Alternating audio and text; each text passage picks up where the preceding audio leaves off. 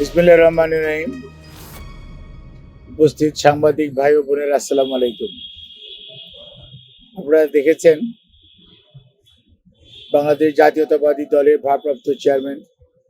জনাব তারেক রহমান, ওনার সহধর্মিণী ডাক্তার জুবাইদা রহমান সহ কিছুক্ষণ আগে এভার কেয়ার হসপিটালে বাংলাদেশ জাতীয়তাবাদী দলের চেয়ারম্যান দেশনেত্রী বেগম খালেদা যে চিকিৎসাধীন আছেন, ওনাকে দেখার জন্য আজকে দ্বিতীয়বারের মতো এসেছিলেন এবং উনি দীর্ঘক্ষণ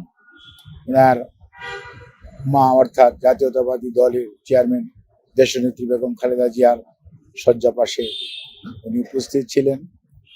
এবং উনি একজন ছেলে হিসাবে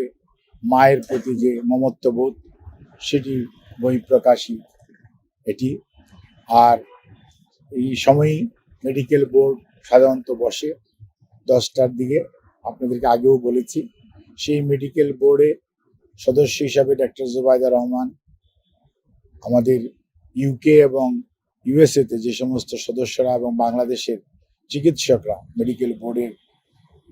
দেশনেত্রী বেগম খালেদা জিয়ার চিকিৎসার জন্য দায়িত্ব পালন করছেন, তাদের সাথে উনিও মেডিকেল বোর্ডে ছিলেন এবং মেডিকেল বোর্ডে সদস্যদের সর্বসম্মত সিদ্ধান্তক্রমেই এখানে এভার কেয়ার হসপিটালে ডাক্তার শাহাবুদ্দিন তালুকদারের নেতৃত্বে চিকিৎসা চলছে এবং এই চিকিৎসা অন্যান্য দিন যেরকমভাবে হয়, অর্থাৎ পরামর্শ ওনারা যেরকমভাবে দেন সেই অনুযায়ী পরবর্তী চিকিৎসা ওনার পরিচালনা করা হয় এবং সেই উপদেশ মোতাবেকই চিকিৎসা যাতে যথাযথভাবে হয় সেই দিকে মেডিকেল বোর্ডের সদস্যগণ সার্বক্ষণিকভাবে দৃষ্টি রাখেন এবং ইনি নিবিড় তত্ত্বাবধানে, অর্থাৎ আপনারা যেটাকে আইসিইউ বলেন, সেখানে উনি চিকিৎসাধীন আছেন। ওনার সুস্থতার জন্য আপনারা